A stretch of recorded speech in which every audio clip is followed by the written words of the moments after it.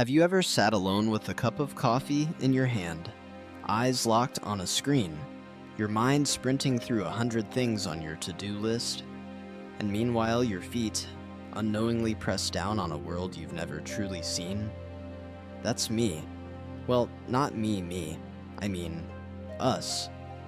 The tiny dots scurrying across the ground, sometimes in a perfect line, sometimes in chaos like a Monday morning traffic jam. You call us ants, small, numerous, annoying. But did you know? If you added up the weight of all of us ants on Earth, we'd outweigh all of humanity. No joke. And no, we don't hit the gym. We just move in every direction. You live in a world where things have to be big, fast, and loud to be seen as important. But us? We're quiet, persistent.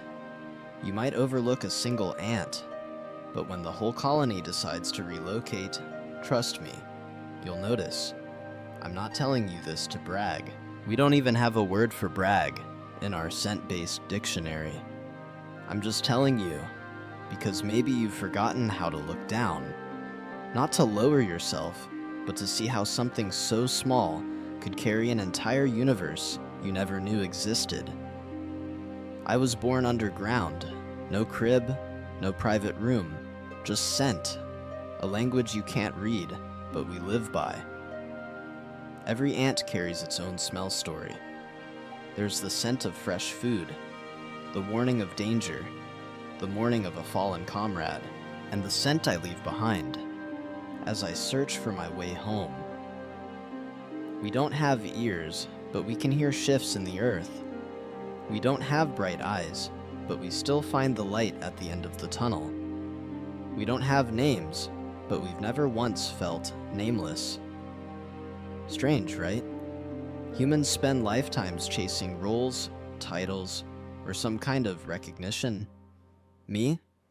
I'm a worker ant. From the moment I hatched, I knew I wasn't born to be noticed. I was born to do my part. No complaints, no praise. Just the work and trust. Have you ever felt lost in a world that's too big? Like you're just a speck in a sea of people? Or that you're falling behind because you're not shiny enough? I get it. I'm smaller than a grain of sand. But you know what? I once helped stop a cockroach 100 times my size, just by calling in the right help at the right moment. Small doesn't mean weak. Quiet doesn't mean invisible. And if you ever feel like a speck of dust drifting through the city, maybe you've forgotten that even dust was once part of a star. We live in places you'd never expect. Beneath your patio, inside your walls, behind your sink. We don't need a spotlight. We just need a chance to do what we're built for. Some people will always see us as pests, just like they've been taught to see the small parts of themselves with disdain. And so, they forget. But I'm here to remind you, nothing is truly small if it has the power to change an entire ecosystem. And you, even sitting alone under the glow of 1,000 city lights, are not alone. Because sometimes, all it takes is one ant stepping in the right direction for the whole colony to follow. See? I'm right here, beneath your feet. A tiny shadow you've probably stepped over 100 times. But today, I decided to tell you our story. Not so you'll pity us, but so maybe you'll see yourself with new eyes. Smaller, but clearer. You know what's funny? You walk above us every day. Cross over our homes, our farms, our highways. You stomp. You sweep. Sometimes you even spray, thinking you're wiping out a mess. But what you're stepping on isn't just dirt. It's not chaos. It's order, structure, a whole civilization. Let me show you what you've never seen. We don't build skyscrapers. We dig tunnels, intricate, engineered, strategically mapped. Every chamber has a purpose. Every passage, a path with meaning. You'd think it's random, but that's only because we've learned to hide brilliance where no one expects it. We don't have schools, not like yours, but we teach, and we learn. When I was younger, just days old, I followed an elder as she foraged. I watched how she moved, where she bit, what she avoided. I mimicked her like a shadow with 6 legs, and one day, someone else followed me. That's how knowledge passes in our world, not through books, but through footprints. And we don't post selfies or status updates, but make no mistake, we're connected through pheromones. One whiff of a scent trail, and I know everything I need. Where food is, who found it, if danger's ahead, if our queen is okay. You have Wi-Fi, we have instinct. Both crash sometimes. Still think we're primitive? We raise our young. We care for our elderly. We mourn our dead. And if you think that sounds a little too human, maybe the line between us isn't as thick as you'd hoped. Our queen doesn't sit on a throne. She lies deep underground, surrounded by caretakers who feed her, clean her, guard her with their lives. She gives us the next generation, and in return, we protect her future. Not because we're forced to, but because that's what community means. You talk about career ladders, corporate roles, finding your place. We were doing that before your ancestors figured out how to make fire. Some of us are soldiers, big-jawed, big-shouldered, born to fight. Others are gatherers, fast, nimble, determined. Then there's the nursery crew, the sanitation crew, the builder crew. No one's better, no one's lesser. We all have a role, and we all do it like it's the most important job in the world. Because it is. I once carried a crumb 10 times my size, not because I was told to, but because someone needed to eat. And in our world, that's enough of a reason. See, when you build a life underground, you don't need applause. You just need each other. That's why even when a flood comes, or a foot crushes part of our colony, we rebuild. Fast. Together.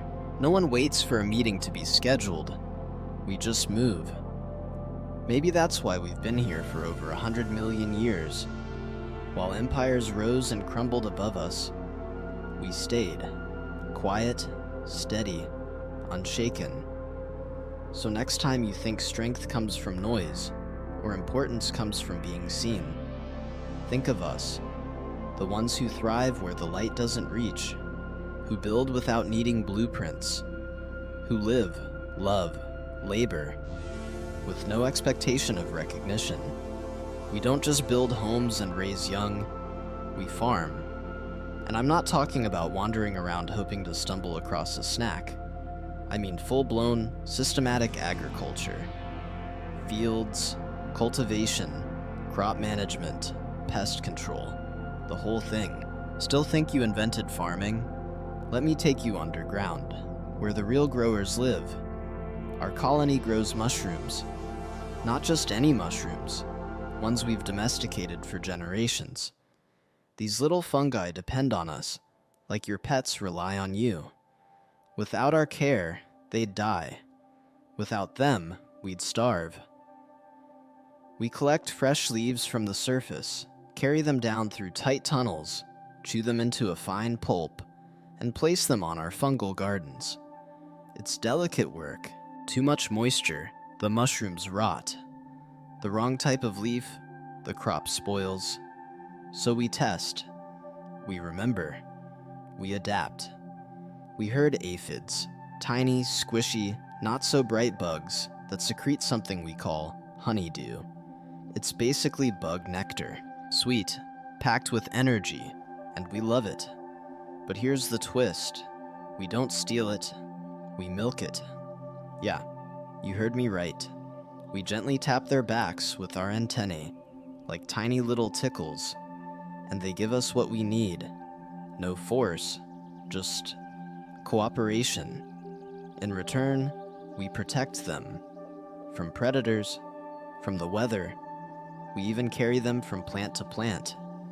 When our colony moves, we bring them with us. I know how weird this sounds to you, but think about it. You raise cows, chickens, bees. You feed them, clean them, and they give you milk, eggs, honey. Sound familiar? It should. You see, for a species that doesn't talk, we figured out a lot about mutual benefit, about nurturing something smaller than ourselves, not for power, not for pride, but because relationships matter, because survival is better when it's shared. In my world, you're not praised for how much you take. You're remembered for how much you give. And if you're wondering if we get breaks, well, not really, but that's okay. Because when I watch our mushrooms bloom, or see an aphid safely sipping from a leaf, because I stood guard all night, there's this quiet satisfaction. You might call it pride. We just call it duty. And if I'm being honest, sometimes I wonder, why don't humans value that kind of work more? The people who cook your meals, take out your trash, clean up after the party you left behind. The ones who never post about it, who never ask to be noticed. They're doing the kind of work that keeps the world running. So the next time you think something is beneath you, maybe ask if it's the thing actually holding you up. Because underground, we've built farms, we've raised herds, and we've done it all while being called just ants. You don't need to be big to do something great. You just need to show up, again and again, and keep growing what matters. When everyone looks like you, talks like you, thinks like you, are you still you? Let me tell you about a queen. She doesn't wear a crown, doesn't walk in gold, but she holds the power of 1,000 futures in her abdomen. Her name? You wouldn't know it. She doesn't need one. In my world, queens aren't born. They're chosen, not by vote, not by applause, but by birthright. The moment she emerges from her egg, she's already set apart, larger, destined. While we hustle, dig, forage, and defend, she does just one thing. She brings more of us into the world. Now that might sound romantic, majestic even, but here's the truth. It's lonely at the top, especially when the top is buried deep beneath the ground. Imagine this. You're a queen, living in the dark, surrounded by workers who care for you, feed you, serve you, but you don't talk to them. You don't know them. You can't leave. You won't leave, ever. Your wings, gone. You bit them off yourself the moment you mated, because once you choose to start a colony, there's no going back. You don't get a second flight. You lie in your chamber, day after day, year after year. Yes, years. Some of us live 2 whole decades, doing the one thing you were made to do. Lay eggs, one after another, thousands, millions, until eventually you just stop. Still sound like royalty? Now let me take it one step further. There are some queens in this world, real queens, who no longer need males. No mating, no nuptial flights, no romance in the sky. They reproduce by cloning. That's right, they create exact replicas of themselves. Each daughter is a perfect genetic copy. Every worker, a mirror of her mother. Same code, same structure, same everything. And for a while, it works. The colony grows, tasks get done. The system runs smooth. But look a little closer. I once asked myself, if I disappeared today, would anyone notice? Or would someone else just take my place and wear my name like a coat? And maybe that's why I admire those ants who defy the mold. The ones who walk a little off the trail, who explore new tunnels even when no pheromone tells them to. Because in a world full of clones, courage looks like difference. I know not everyone wants to be noticed. Some of us prefer the quiet, the rhythm, the safety of routine. That's okay, but just promise me this. When you feel yourself fading into the background of your own life, when your days start to look like copies of each other, and your smile feels copy-pasted, take a step back and ask, is this really me, or just the me someone expected? Because even in my world, where the system is everything, there's room for one ant to make a new tunnel. And maybe, just maybe, that tunnel leads somewhere no queen has ever been. You've probably seen us in lines, single file, purposeful, like commuters on a Monday morning. We look so organized, so sure.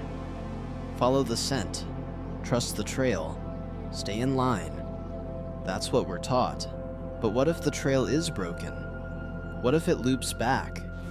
What if the path that everyone's following is wrong? There's a thing in my world. We call it the death circle. It starts when one of us makes a mistake, follows a scent that leads nowhere. But the trail smells right. It feels familiar. So others follow, and more, and more. Soon hundreds of us are walking in a perfect circle, around and around and around, for hours, for days, until we drop, from exhaustion, from heat, from believing too hard in a lie we didn't question. We don't stop because it doesn't smell wrong, and sometimes, that's the scariest kind of wrong. I've seen it happen, I've been in it, and maybe you felt that too. In your world, you wake up, you scroll, you compare, you chase what everyone else is chasing.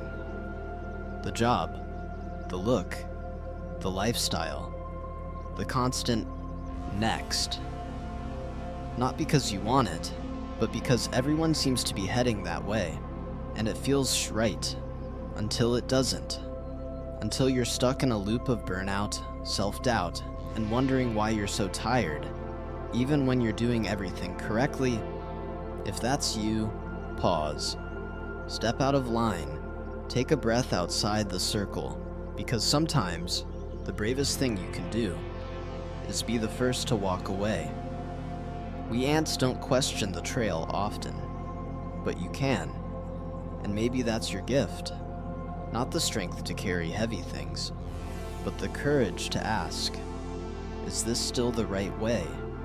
Or just the familiar one? You want to hear something truly terrifying? It's not the crushing boot. It's not the flood. It's not even the death circle. It's cordyceps, a fungus, a parasite, a puppeteer with invisible strings. It starts quietly. A spore lands on one of us, just one. No pain, no warning, just a tickle in the joints. We keep walking, working, but slowly, something shifts. We stop recognizing home. We can't follow the trail. Familiar scents become static. We get lost, even in places we built ourselves. And then it gets worse. The fungus takes control, not of our minds, oddly enough, but of our muscles. Our legs start walking without us. Our jaws lock. Our bodies move like we're still us, but we're not.